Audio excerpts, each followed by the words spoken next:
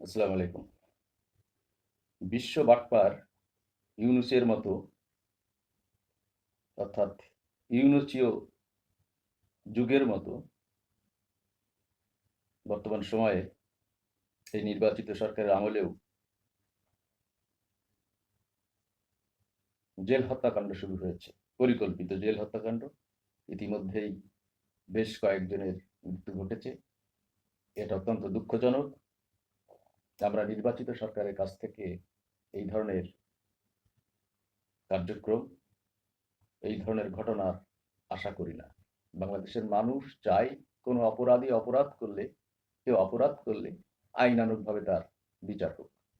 কিন্তু গ্রেপ্তার করার পরপরই কয়েক ঘন্টার মধ্যে তার মৃত্যু, এটা কাম্য হতে পারে না।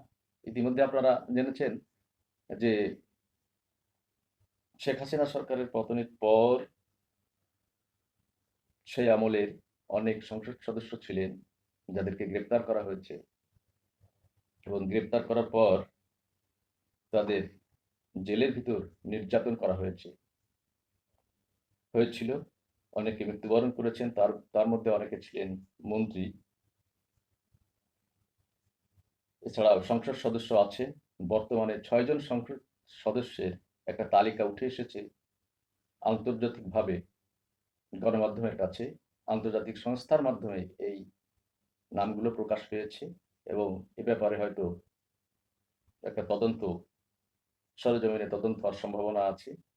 তো মূল কথা হচ্ছে, ইউনূস গায়ের জোরে যা করেছেন, বর্তমান সরকার যদি সেই একই কাজ গায়ের জোরে করতে চান, এটা হবে আমাদের গণতন্ত্র যাত্রার জন্য দুঃখজনক, এবং এতে সরকারের ভবিষ্যৎ অত্যন্ত বিপদসংকুল হয়ে উঠতে পারে।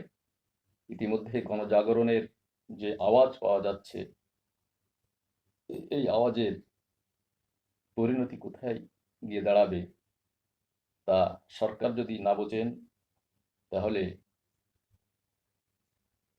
এই দেশের মানুষের কিছু করার নেই। সরকারকে অবশ্যই এ ব্যাপারে গুরুত্ব সহকারে দেখতে হবে। আমরা চাই বাংলাদেশে স্থিতিশীলতা বজায় থাকুক, গণতন্ত্র বজায় থাকুক, এবং মানুষের জান মালের নিরাপত্তা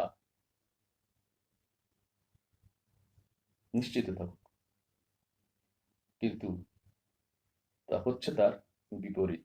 একদিকে লেলিয়ে দেওয়া সশস্ত্র পুলিশ, সেনাবাহিনী এবং সরকার দলীয় সশস্ত্র ক্যাডার এবং তথাকথিত বিরোধী দলীয় ক্যাডারদের সহাবস্থান বাংলাদেশের মানুষকে বিষিয়ে তুলেছে। এই অত্যাচার, নির্যাতন, নিপীড়ন, হত্যাকাণ্ড বাইরে যেমন হত্যা হচ্ছে, জেলখানার ভিতরে পরিকল্পিত হত্যা হচ্ছে। এইগুলো যদি বন্ধ না হয়, অচিরেই বাংলাদেশে গণবিস্ফোরণ ঘটবে, এ ব্যাপারে নিশ্চিত করে বলা যায়।